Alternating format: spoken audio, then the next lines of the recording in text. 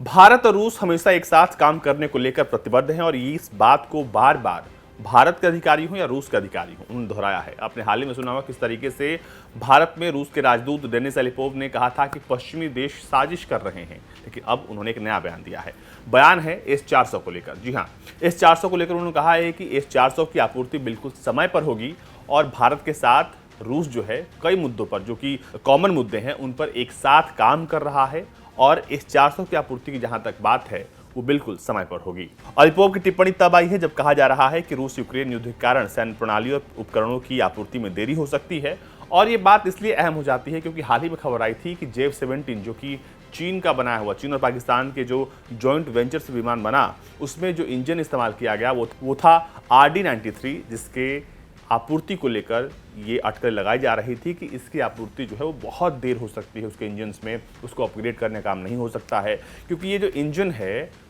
उसके जो spare parts हैं प्रतिबंधों की वजह से दुनिया में नहीं मिल रहे हैं। लेकिन अब ऐसी ही बातें S-400 को लेकर भी आने लगी हैं। अलिपोव ने कहा है कि रक्षा सहयोग रूसी भारतीय विशेष और विशेषाधिकार प्राप्त रणनीतिक साझेदारी के प्रमुख स्तंभों में से एक है।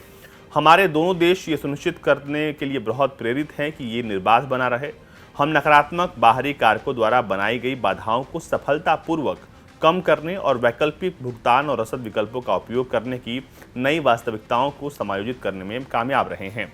दरअसल S-400 सिस्टम की आपूर्ति के बारे में पूछे जाने पर एलिपोव ने कहा कि यह निर्धारित कार्यक्रम के अनुसार सुचारू रूप से आगे बढ़ रहा है। अक्टूबर 2018 में भारत ने S-400 वायु रक्षा प्रणाली